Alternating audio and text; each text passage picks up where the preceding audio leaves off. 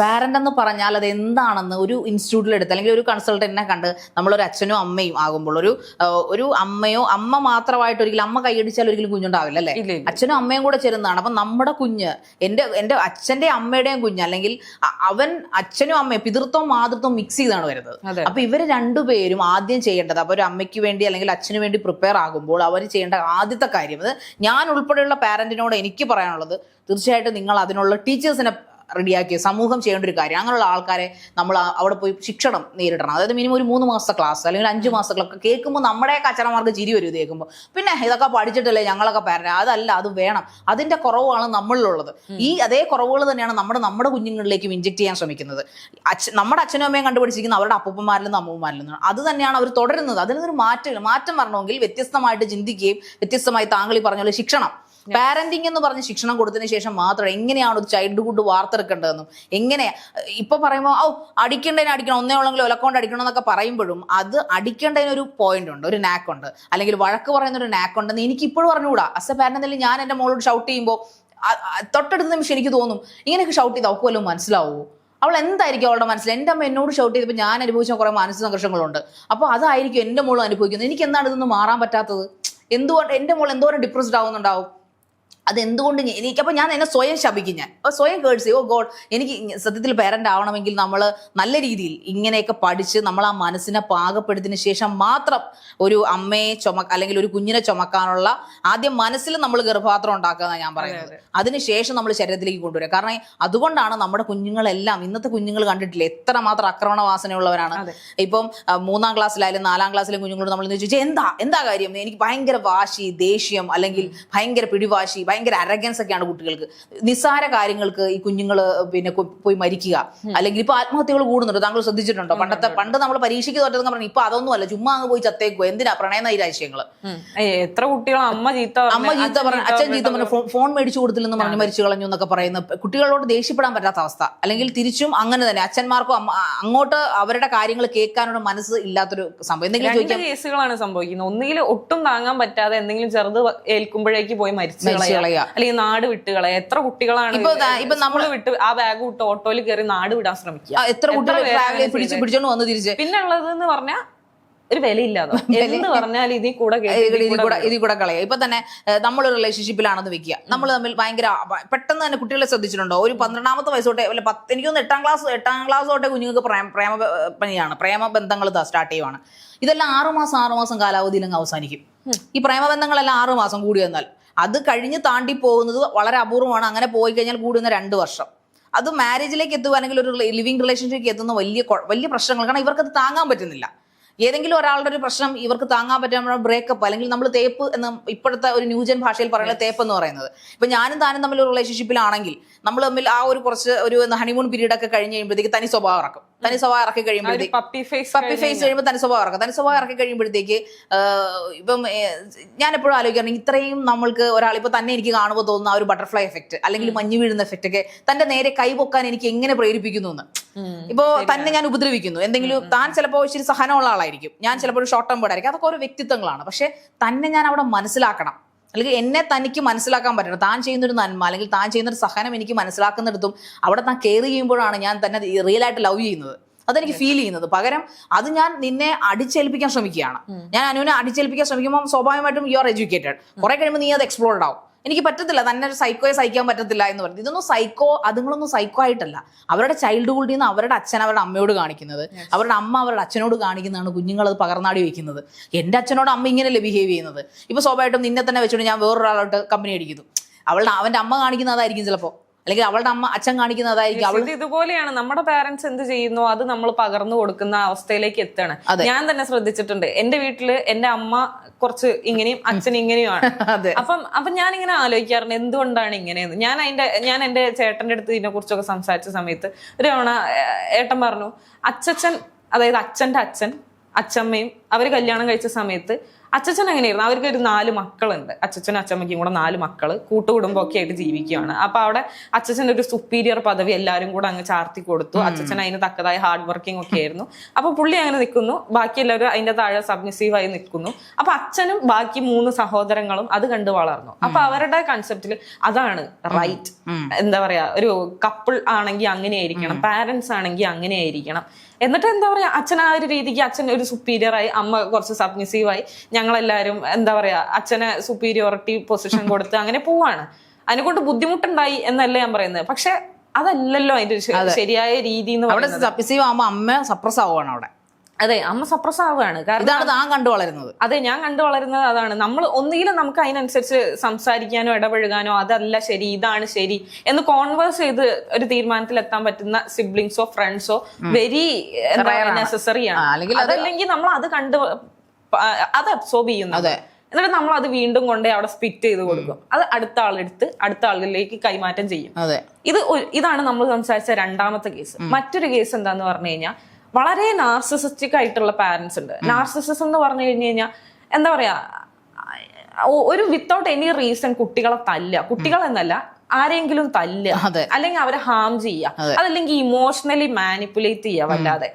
എത്ര പേരുണ്ടെന്ന് അറിയോ? ഞാൻ ഈ ഒരു എന്താ പറയാ ഏകദേശം ഇതേപോലത്തെ ഒരു ടോപ്പിക് ഒരാൾ സംസാരിച്ച് വീഡിയോയ്ക്ക് അടിയിൽ വന്ന കമന്റ് ചെയ്യാൻ കണ്ടതാണ്. അയാളുടെ സ്വന്തം അച്ഛനെ അയാൾ എന്നാണ് അഭിസംബോധന ചെയ്യുന്നത്. അയാൾ മരിച്ചതിന് ശേഷമല്ലാതെ എനിക്കൊരു സമാധാനം കിട്ടിയിട്ടില്ല. അയാൾ ജീവിച്ചിരുന്ന ഒരുപാട് വർഷങ്ങളോളം ഞാൻ ഭയങ്കരമായ ഡിപ്രഷനിലായിരുന്നു. എന്നെ ഒരു കാരണമില്ലാതെ തല്ലിയിരുന്നു, എന്നെ ഒരു കാരണമില്ലാതെ ഇമോഷണലി വല്ലാതെ മാനിപ്പുലേറ്റ് ചെയ്തിരുന്നു. ഞാൻ തന്നെ ഈ ഭൂമിക്ക് ഭാരമാണെന്ന് എന്നോട് തന്നെ പറഞ്ഞുകൊണ്ടിരിക്കുകയാണ്. അതും എന്നെ ജനിപ്പിച്ച ആളാണ് എന്ന് നിങ്ങൾ ഓർക്കണം. ഞാൻ പറഞ്ഞിട്ടാണോ ഞാൻ ജനിച്ചത്, അല്ലെങ്കിൽ എന്റെ ഡിസിഷൻ ആയിരുന്നോ ഞാൻ ജനിച്ചത്? പക്ഷെ അത് എന്റെ തെറ്റാണ്, അല്ലെങ്കിൽ ഞാൻ ചെയ്യുന്ന എല്ലാം തെറ്റാണ്, ഞാൻ പഠിച്ചത് തെറ്റാണ്. അങ്ങനെ മൊത്തത്തിൽ നമ്മളെ ഏറ്റവും കൂടുതൽ താങ്ങേണ്ടുന്ന കരങ്ങൾ തന്നെ നമ്മളെ പിടിച്ച് നന്നായി തള്ളിവിടുന്ന, അല്ലെങ്കിൽ നമ്മളൊരു വലിയ ഹീപ്പിന്റെ മുകളിൽ താഴേക്ക് തള്ളിയിടുന്ന ഒരു അവസ്ഥ ഉണ്ടാവുക എന്ന് പറഞ്ഞു കഴിഞ്ഞാൽ ഭയങ്കര ഭയാനകമാണ് എന്നൊക്കെ. അയാൾ മരിച്ചതിന് ശേഷമാണ് ഞാൻ സമാധാനം എന്തെന്ന് തിരിച്ചറിഞ്ഞത്. ഈ അയാൾ എന്നുള്ളതിന്റെ അവിടെ ബ്രാക്കറ്റ് എന്റെ അച്ഛൻ എന്ന് എഴുതിയിട്ടുണ്ട്. എത്ര ദുരന്തമാണല്ലേ, എത്രത്തോളം ഭീകരമാണ്. ഇതൊരു കേസ് മാത്രമായിരിക്കില്ല, ഇത് ഒരു ആയിരക്കണക്കിന് ആൾക്കാർ, നമുക്കൊക്കെ പേഴ്സണലി അറിയാവുന്ന ആള് താനീ പറഞ്ഞ അതേ കേസ് തന്നെ. ഒരു കാരണമില്ലാതെ കുഞ്ഞുങ്ങളോട്, പിഞ്ചു കുഞ്ഞിനോട്, അതായത് ഒരു 4 3 വയസ്സുള്ള ഒരു ആൺകുട്ടിയോട് ഇങ്ങനെ ഷൗട്ട് ചെയ്യുക, അവസാനം അവനെ വിളിച്ചു കഴിയുമ്പോൾ അവൻ അനങ്ങത്തില്ല. എന്തുകൊണ്ടാണ് ഈ കുട്ടികള് ഈ ഇപ്പൊ പറഞ്ഞ പോലെ ഒരു മെച്ചോർഡ് ആവുന്ന പ്രായത്തിന് മുൻപ് തന്നെ അവർക്ക് ഒരു പ്രേമബന്ധം ഉണ്ടായി കഴിഞ്ഞാൽ അതൊരു വലിയ പാതകമൊന്നും അല്ല. കൃത്യമായി ഡീൽ ചെയ്യാൻ പാരന്റ്സിന് അറിയാമെങ്കിൽ അതൊരിക്കലും ഒരു പാതകമാവുന്നില്ല. പക്ഷെ പല കുടുംബങ്ങളിലും ഞാൻ ശ്രദ്ധിച്ചിട്ടുള്ളതെന്ന് പറഞ്ഞു കഴിഞ്ഞാൽ, കുട്ടികൾക്ക് അങ്ങനെ ഒരു ബന്ധം ഉണ്ടെന്ന് ഒന്നുകിൽ പാരന്റ്സ് അറിയുമ്പോൾ, അല്ലെങ്കിൽ കുട്ടികളായി തുറന്നു പറഞ്ഞിട്ടുണ്ട് എങ്കിൽ അതിനെ വളരെ മോശം രീതിയിൽ കൈകാര്യം ചെയ്യും. ഞാൻ മരിച്ചു കളയും. അതല്ലാതെ കുട്ടികളെ വല്ലാതെ ട്രോമയിലേക്ക് ഒരു കാര്യമാണ്. നീ ഇത് വേണ്ടാന്ന് വെച്ചില്ലെങ്കിൽ ഞാൻ ഇപ്പൊ മരിച്ചു കളയും. മണ്ണെണ്ണയും തീപ്പെട്ടി എടുത്ത് കൈ പിടിക്കുക, അല്ലെങ്കിൽ കയറെടുത്തിട്ട് തൂങ്ങാൻ പാകത്തിന് നിൽക്കുക, അല്ലെങ്കിൽ കത്തിയെടുത്ത്. എനിക്കൊക്കെ പേഴ്സണലി എത്ര പേരുണ്ടെന്നറിയോ അങ്ങനെയൊക്കെ ചെയ്തിട്ട്. കുട്ടികൾ എന്തുമാത്രം വലിയ ട്രോമയിലേക്ക് തള്ളിവിടുക എന്നുള്ളതൊന്നും ചിന്തിച്ചു നോക്കുന്നുണ്ടോ? എടോ, ഇപ്പൊ തന്നെ ഈ ദാമ്പത്യം, ഇത് ഈ ചൈൽഡ്ഹുഡ് എവിടേക്ക് എത്തി നിൽക്കുന്നതെന്ന് ആലോചിച്ചിട്ടുണ്ടോ? വലിയ ദാമ്പത്യം എന്ന് പറഞ്ഞാൽ വലുതായി ഡോക്ടറായി, എഞ്ചിനീയറായി, അല്ലെങ്കിൽ സർക്കാർ ഉദ്യോഗസ്ഥയായി, എന്തെങ്കിലുമൊക്കെ ആയി തീർന്ന് സെൽഫായിട്ട് ഇൻഡിപെൻഡന്റ് ആയാൽ പോലും ഈ അച്ഛനോടും അമ്മയോടുള്ള സ്നേഹം മൊത്തം അവർ പറയുന്ന ആളെ വിവാഹം കഴിക്കുന്നു. അവർ പറയുന്ന ആളെ വിവാഹം കഴിക്കുന്നതിലേക്ക് എത്തുന്ന അവസാനം ഒരു ട്രോമയിലേക്കാണ്, ഒരു ഫെയിൽഡ് മാരേജിലേക്കാണ്. അത് ലൈഫിലോ അത് പിന്നെ അവർ വേറൊരു ഫേസിലേക്കാണ് പോകുന്നത്. അപ്പൊ എന്ത് ചെയ്യും? അവർ ഷെല്ല് പൊട്ടിക്കും. എന്ത് ഡൈവോഴ്സ് എത്തുന്നു, പിന്നെ കൊലപാതകങ്ങളിലേക്ക് എത്തുന്നു. ഈ പറഞ്ഞ ആണും ഭർത്താവിനെ നമുക്ക് കുറ്റം പറയാം, അയാളും ഇതുപോലെ ട്രോമയിൽ വളർന്നു വന്നതാണ്. അവന്റെ അച്ഛനെ പേടിച്ച് അവന്റെ അമ്മയെ സോപ്പിട്ട് അനുസരിച്ച് പറയുമ്പോൾ അപ്പുറത്തേക്ക് ആളുടെ മൈൻഡ് സെറ്റ് എന്താണെന്ന് മനസ്സിലാക്കാൻ അവന് സാധിക്കുന്നില്ല. എന്റെ അമ്മയെ പോലെ ഒരു വേലക്കാരിയായിട്ട് അമ്മയെ കാണുന്ന മക്കളുണ്ട്. ഇടുന്ന അടിവസ്ത്രം പോലും കഴുകാതെ അമ്മമാർക്ക് ഇട്ട് കൊടുക്കുന്ന ആൺകുട്ടികളുണ്ട്. ഈ സീരിയലുകളൊക്കെ അത് തന്നെയല്ലേ ഇൻജെക്ട് ചെയ്യുന്നത്. ഏതെങ്കിലും ഒരു സ്ത്രീ ഒരു അക്ഷരം തിരിച്ചു പറയുകയാണെങ്കിൽ, എന്തെങ്കിലും ഒന്ന് പ്രതികരിക്കുകയാണെങ്കിൽ അപ്പൊ പറയും, എന്നെ അമ്മയൊന്നും ഇങ്ങനെ ആയിരുന്നില്ല, നീ എന്ത് വിചാരിച്ചിട്ടാ ഇവിടെ കിടന്ന് ഒച്ചയിടുന്നെന്ന് ചോദിക്കുന്ന എത്ര ആൺമക്കളുണ്ട്. അതെ, ഞാൻ ചോദിക്കുന്നത് പോലെ അവനവന്റെ വസ്ത്രങ്ങൾ കഴുകുന്ന എത്ര ആൺകുട്ടികളുണ്ടാവും? അല്ലെങ്കിൽ നമ്മുടെ അടിവസ്ത്രങ്ങൾ പോലും പോട്ടെ, നമ്മളൊരു പ്രായം വരെ അമ്മയോ അച്ഛനും കഴുകി തരുന്ന അച്ഛന്മാര് കഴുകി തരാറില്ല, പൊതുവെ കുറവാണല്ലോ. അമ്മമാര് കഴുകി തരുന്നവരുണ്ട്. അപ്പോൾ അത് കഴുകി കഴിയുമ്പോഴത്തേക്ക് ഈ വലുതായി വിവാഹം കഴിച്ചു കഴിഞ്ഞും അമ്മമാരെ കൊണ്ട് അത് ചെയ്യിക്കുന്നത് കാണുമ്പോൾ സത്യത്തിൽ എനിക്ക് പേഴ്സണലി അറിയാവുന്ന ആൾക്കാരുണ്ട് അങ്ങനെ. ഞാൻ ചോദിക്കും, നിങ്ങൾ നാണമില്ലേ നിങ്ങൾക്ക്? നിങ്ങളുടെ ഇപ്പോൾ ഷർട്ടോ പാൻറ്റോ ഓക്കെ, നിങ്ങൾ ഇടുന്ന അടിവസ്ത്രം വരെ സ്വന്തം പ്രായമായ അമ്മയെ കൊണ്ട് അത് അമ്മയല്ലേ? ആ ഒരു പുച്ഛം അതെന്തുകൊണ്ടാണ് അങ്ങനെ? അത് സത്യത്തിൽ അവരെ അല്ല കുറ്റം പറയേണ്ടത്, അവരെ വളർത്തിയ അമ്മയും അച്ഛനെയാണ് അത് പറയേണ്ടത്. കാരണം മകനോട് പറഞ്ഞു കൊടുക്കുന്നത് അങ്ങനെയാണ്, ഞാൻ കഴുകിക്കൊള്ളാം നീ കഴുകി. മകൻ എങ്ങനെ അറിയാൻ സാധിക്കും? അവനെ വളർത്തുന്ന മോൾഡ് ചെയ്ത് ഏത് അച്ഛനാണോ മോൾഡ് ചെയ്യുന്നത് അങ്ങനെയല്ലേ അവൻ വളരെ. അതുകൊണ്ട് തന്നെ അതിന്റെ ആഫ്റ്റർ അനുഭവിക്കുന്ന ആരാണ്? കെട്ടിക്കൊണ്ടുവരുന്ന പെൺകുട്ടിയാണ്, അവൻ സ്നേഹിക്കുന്ന പെൺകുട്ടിയാണ് ഇതെല്ലാം അനുഭവിക്കാൻ പോകുന്നത്. തിരിച്ചും അങ്ങനെ തന്നെ. ഇപ്പൊ അവള് ഭർത്താവിനെ കെയർ ചെയ്യുന്നില്ല, ഭർത്താവിനെ റെസ്പെക്ട് ചെയ്യുന്നില്ല എന്ന് പറയുമ്പോൾ അവളെ വീട്ടിൽ അത് കണ്ടുവരുന്നത് അത് തന്നെയാണ്. അമ്മ സുപ്പീരിയർ ആയിട്ട് വളരുന്ന ഒരു വീട്ടിലാണ് അവൾ വളരുന്നത്. അപ്പൊ സ്വാഭാവികമായിട്ടും അയാൾ അങ്ങനെയൊക്കെ മതി, എനിക്ക് ഇങ്ങനെയൊക്കെ പറ്റൂ തന്നോട് പെരുമാറാൻ എന്ന രീതിയിലേക്ക് വരും. പാരന്റ്സ് ഒരിക്കലും ആളുകളെ അല്ലെങ്കിൽ കുട്ടികളെ അല്ലെങ്കിൽ പാരന്റ്സിനെ വെറുത്തുകൊണ്ട് വളരുന്ന ഒരു കുട്ടികൾ ഉള്ള ഒരു ജനത ഉണ്ടാക്കണം. ജനത ഉണ്ട്, ഇപ്പൊ ഉണ്ടാക്കേണ്ട കാര്യമില്ല, ഇപ്പൊ ഓൾറെഡി ഉണ്ട്. അങ്ങനത്തെയാണ് തീർച്ചയായിട്ടും. അതുകൊണ്ടാണല്ലോ കാമുകി കിട്ടിയപ്പോൾ ഞാൻ നമ്മുടെ കേസ് പറഞ്ഞു, റിലേഷൻഷിപ്പിലായിരിക്കുമ്പോൾ തന്നെ എനിക്ക് പിന്നെ കൊല്ലണമെന്ന് തോന്നുന്നു, അല്ലെങ്കിൽ തനിക്ക് കഷായത്തിൽ വിഷം കലർത്തി തരണമെന്ന് തോന്നുക, അല്ലെങ്കിൽ എനിക്ക് കിട്ടാത്ത വേറെ ആർക്കും കിട്ടുന്ന തന്റെ തോത്ത് ആസിഡ് പെട്രോൾ കത്തിച്ചേക്കുക. ഇതൊക്കെ എവിടുന്ന് വരുന്നു? അവൻ ജനിക്കുമ്പോഴേ അങ്ങനെ ടെററായിട്ടാണോ വരുന്നത്? ഇങ്ങനത്തെ സാമൂഹ്യ വിരുദ്ധരാണ് ഇത്തരം എന്താ പറയാ കുടുംബാന്തരീക്ഷങ്ങളിൽ ജീവിച്ച് സൃഷ്ടിക്കപ്പെടുന്നത്.